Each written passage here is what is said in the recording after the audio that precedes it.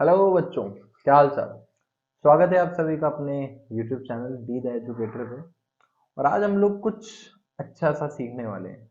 तो बेसिकली हमारे एग्जामिनेशन में एक 4 मार्क्स का टॉपिक आएगा, क्वेश्चन आएगा, क्वेश्चन नंबर 33। ध्यान रखिएगा, क्वेश्चन नंबर 33 में आपसे एक चीज पूछने वाला है, वो है कंपेरेटिव एंड कॉमन साइज के बीच बारे में। तो बिना टाइम वेस्ट के थोड़ा सा इसको समझते हैं और फिर स्टार्ट करते हैं।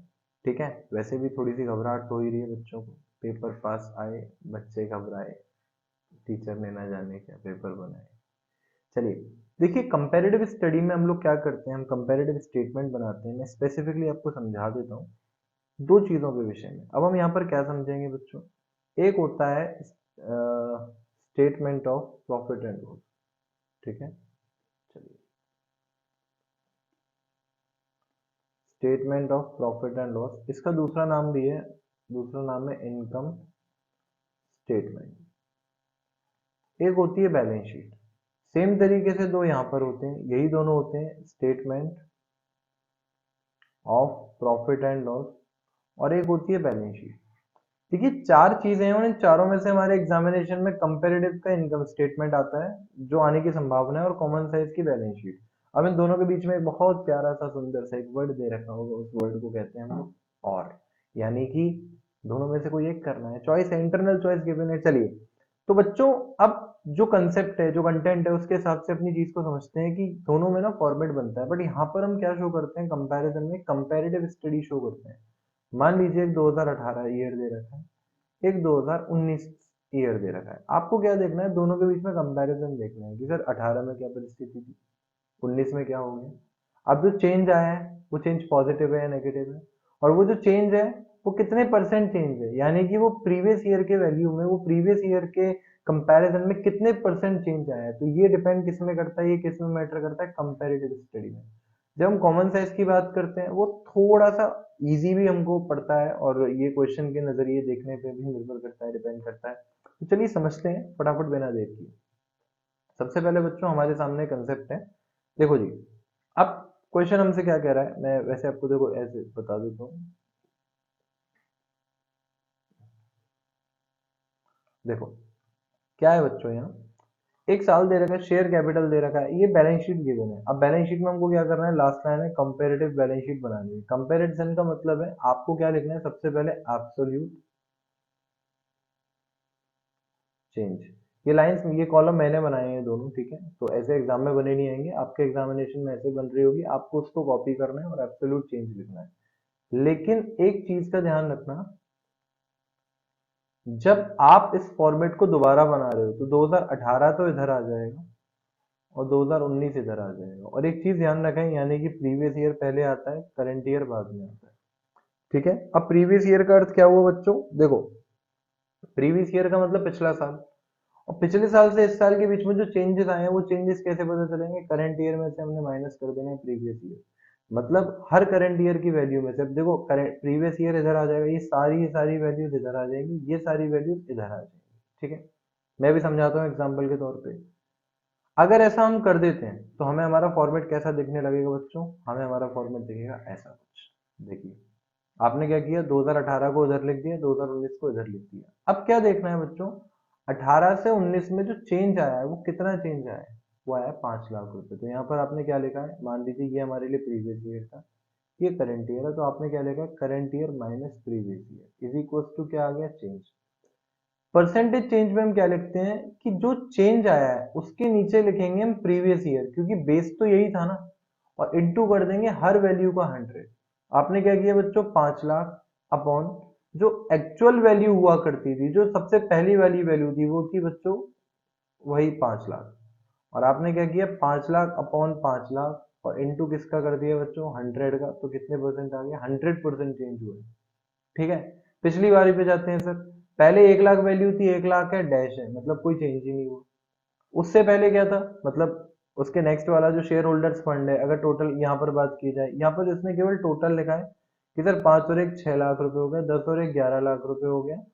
हालांकि इसको एग्जाम में लिखो या मत लिखो, कोई बहुत ज्यादा फर्क नहीं पड़ता, लेकिन जैसी जैसी आपको बैलेंस शीट गिवन है, वैसी वैसी भी लिख कर आओगे, आपको मार्क्स अलॉट होते हैं। लॉन्ग टर्म बोरोइंग्स में 3 लाख रुपए, 3 लाख से 2 लाख रुपए आपको दिख रहा है कम हुआ है। कम कितने का हुआ है? 1 लाख रुपए का। आपने 1 लाख रुपए की परसेंट निकाली किसके बेस पे? 3 लाख के प्रीवियस ईयर के बेस पे।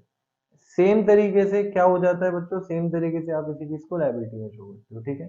तो ये हमने क्या सीखा था? ये हमने सीखा था कंपेरेटिव बैलेंस शीट। अब सेम तरीके से कंपेरेटिव इनकम स्टेटमेंट कैसा आता है हमारे सामने, वो ये रहा बच्चों।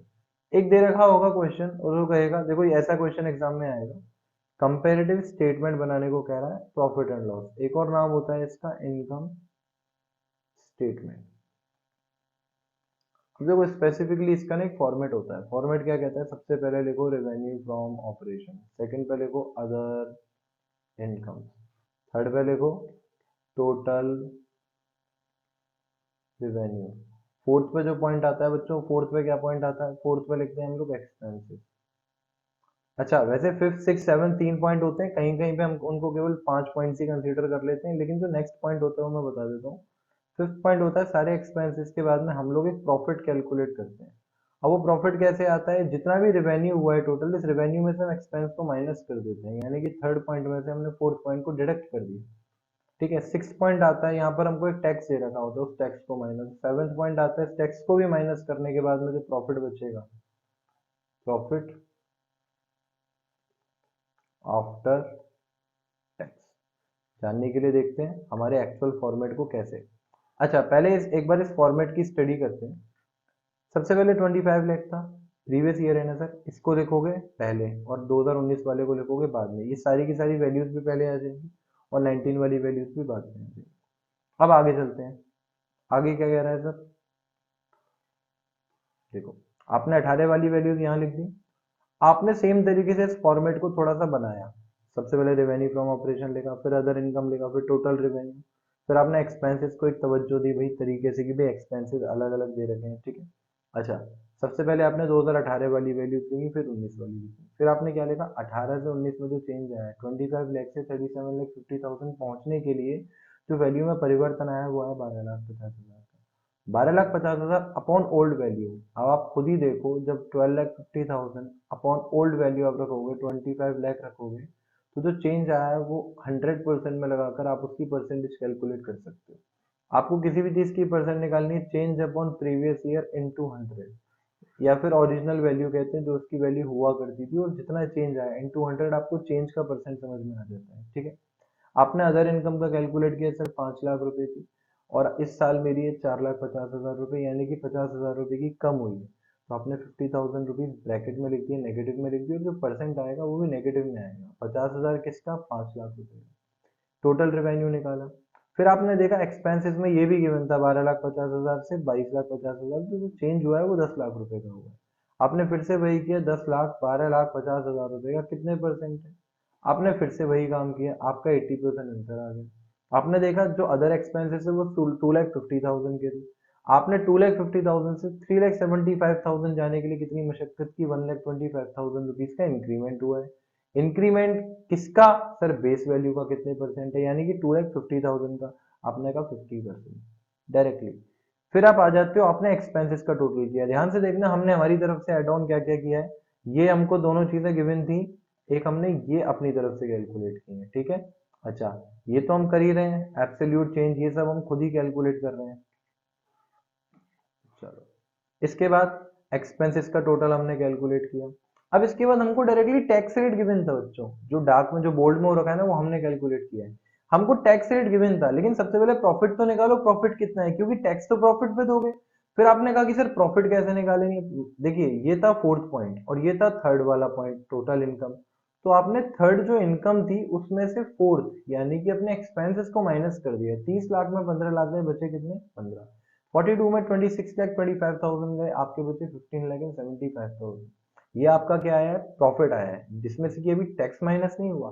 फिर आपने बच्चों ये देखा कि जो 15 लाख रुपए की पिछले साल हमारा प्रॉफिट था, इस साल जो प्रॉफिट है वो 15,75,000 का है, यानी कि जो चेंज आया है वो कितना है? आपने कहा 75,000 का। फिर आप लग गए भैया 75,000 अपॉन जो पहले वैल्यू थी वो 15 लाख, उसका कितने परसेंट है?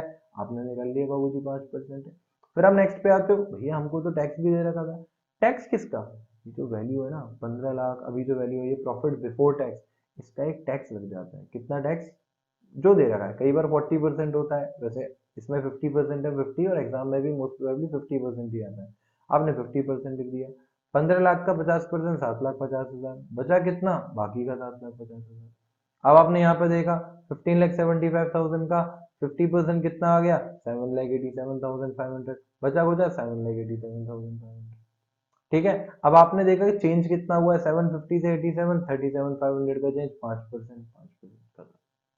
ये क्या हो गया बच्चों हमारे लिए? जहां पर चेंज आ जाए, कंपैरिजन आ जाए, वहां कंपैरेटिव स्टेटमेंट बन जाता है। कई बार कंपैरेटिव बैलेंस शीट होती है, जो कि हमने पिछले क्वेश्चन में सीखी थी। ये था हमारा comparative statement of profit and loss. अब हम समझते हैं कॉमन साइज की तरफ। देखो कॉमन साइज और बढ़िया है। कॉमन साइज में क्या कहा है सर? कॉमन साइज कह रहा है कि आपको सन लिमिटेड की बात हो रही है, स्टार लिमिटेड की बात हो रही है। देखो सन लिमिटेड ये ऐसा दिखेगा, उगता हुआ सूरज। स्टार लिमिटेड ऐसा दिखेगा। चलिए, आपने सन लिमिटेड लिखा, आपने स्टार लिमिटेड लिखा। यहाँ पर बैलेंस शीट के केस में ध्यान रहे हमेशा कि कॉमन साइज की बैलेंस शीट के केस में एक चीज पे ना फोकस रखना है, टोटल पे। अब ये 9 लाख डायरेक्टली आपको, देखो एक ऊपर हेडिंग आ जाएगी, कॉमन हेडिंग, उस हेडिंग के ऊपर नाम आ जाता है एब्सोल्यूट परसेंटेज, बस। यहाँ पर वही sun limited as it is, यहाँ पर star limited as it is. आपको कंपैरिजन से मतलब नहीं है, आपको उसी कंपनी के विषय में लिखना है। अब देखो यहाँ पर क्या, 9 लाख अपने टोटल का, किसका? 15 लाख का कितने परसेंट है? आपने लिखा 9/15 लाख इंटू 100।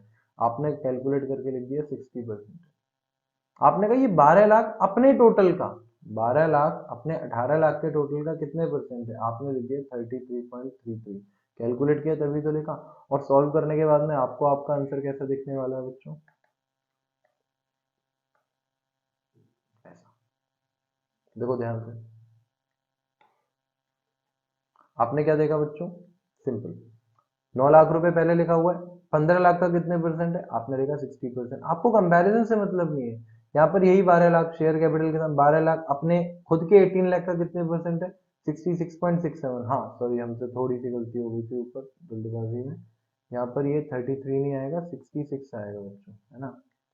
ये था 66.67%। चलिए, अब जब आप और नीचे के विषय में देखोगे, आपने क्या किया? फिर 4 लाख 15 लाख का कितने परसेंट है? आपने 4 लाख अपॉन 15 लाख इंटू 100 किया हुआ, आपका 26.67 आ गया। आपने कहा 2 लाख 15 लाख का कितने परसेंट? 33.33 आ गया। आपने सबका टोटल किया, 15 लाख का कितने परसेंट है? 100 आ गया। ठीक है। सेम तरीके से एसेट्स का हो जाएगा इधर, जो दूसरी कंपनी है स्टार लिमिटेड, उसका हो जाएगा। ये होता है कॉमन साइज। ठीक है। लास्ट है क्या हम लोगों के लिए, कॉमन साइज इनकम स्टेटमेंट कैसा होता है। तो देखो कॉमन साइज इनकम स्टेटमेंट भी समझने के लिए आपको यही काम कार्य करना पड़ेगा। वो क्या है बच्चों? सिंपल। देखो common size statement of profit and loss हमसे किस बात को कह रहा है? Following statement. ठीक है, आपको सिंपल वही काम करना है। क्या? आपको सबसे पहले ईयर 1 लिखना है, फिर ईयर 2 लिखना है। और क्योंकि यहाँ पर वो हमसे कंपेरेटिव ना कहकर वो हमसे कॉमन साइज बनवा रहे हैं, तो हम क्या कहेंगे? हमें कॉमन साइज ही बनाना है। लेकिन ध्यान रहे, इनकम स्टेटमेंट में हमारे लिए जो सबसे ज्यादा महत्वपूर्ण चीज होती है वो होती है रेवेन्यू फ्रॉम ऑपरेशन। यानी कि सारी की सारी वैल्यूज, 14 लाख, 14 लाख का कितने परसेंट है? 100%। 16 लाख, 16 लाख का कितने परसेंट है? आपने देखा 100%। फिर आप आ जाओगे नेक्स्ट पॉइंट पे, ये 9 लाख 14 लाख का कितने परसेंट है? ये यहाँ लिखोगे। 10 लाख 16 लाख का कितने परसेंट है? यहाँ लिखोगे। और जब आप इस क्वेश्चन को अल्टीमेटली सॉल्व करोगे तो ये आपको कुछ ऐसा दिखेगा। क्या? कि सर 14 लाख का 100%। तो यहाँ पर आप ईयर 1 को ईयर 1 से कंपेयर कर रहे हो, और ईयर 2 को ईयर 2 से कंपेयर कर रहे हो। अब आप देखो सारी सारी चीजें, 9 लाख फिर से 14 लाख का कितने परसेंट है? 1 लाख 14 का कितने परसेंट है? 80,000 14 का कितने परसेंट है? 90,000 40 का कितने परसेंट है? कुल मिला के कुछ समझा कि सबका मालिक एक है। कौन है? Revenue from operation. सारे की सारी कंपैरिजन किससे करने हैं? रेवेन्यू फ्रॉम ऑपरेशन से। ये होता है बच्चों हमारे लिए कॉमन साइज। एग्जामिनेशन में क्वेश्चन आए तो जरूर करना, अच्छे से करना। अच्छा, अब इससे पिछले वाले क्वेश्चन में ना, जो सन और स्टार वाला था, वो क्वेश्चन हमसे एक चीज और पूछ रहा था। क्वेश्चन कह रहा था कंपैरिजन बताओ। तो देखो नीचे ना कुछ कई बार ना पॉइंट्स आ जाते हैं, उनको थोड़ा सा कंपेयर करके हमको बताना होता है। और ऐसा कुछ भी नहीं है, we just have to verify once कि क्या क्या हमने ऑब्जर्व किया। देखो पॉइंट क्या, Sun Star limited as aggregated share capital in the total source of 66.67। अब अगर आप शेयर कैपिटल को कंपेयर करोगे तो इसका तो केवल टोटल में से 60% है। तो पहली वाली कंपनी है सन लिमिटेड, और स्टार वाली का ज्यादा है, तो आपने इस वाले पॉइंट को ले दिया कि भाई स्टार वाले के पास ना शेयर कैपिटल। ये देखो Sun Limited retains 26.6% of their earning as a part of reserve and surplus. ये जो दूसरी वाली कंपनी है जो सन लिमिटेड है, उसकी टोटल 26.67 क्या है, वो अपने रिजर्व एंड सरप्लस में रिटेन करके रखते हैं। तो ये कुछ छोटी छोटी सी चीजें होती हैं, अगर क्वेश्चन कहता है तो हमको केवल एक्सप्लेन कर देना है, बाकी परेशान होने की कोई जरूरत नहीं है बच्चों। और ये था हमारे लिए पूरा का पूरा एक रिवीजन समझ सकते हो या कंसेप्ट समझ सकते हो, ठीक है। अच्छा, आपको परेशान बिल्कुल नहीं होना है, किसी भी टॉपिक में अगर किसी बच्चे को कोई भी ऐसी परेशानी होती है, feel free to ask to me any time, और just write it in the comment box over there. मिलते हैं कुछ नेक्स्ट वीडियोस में, टेक केयर, बाय बाय।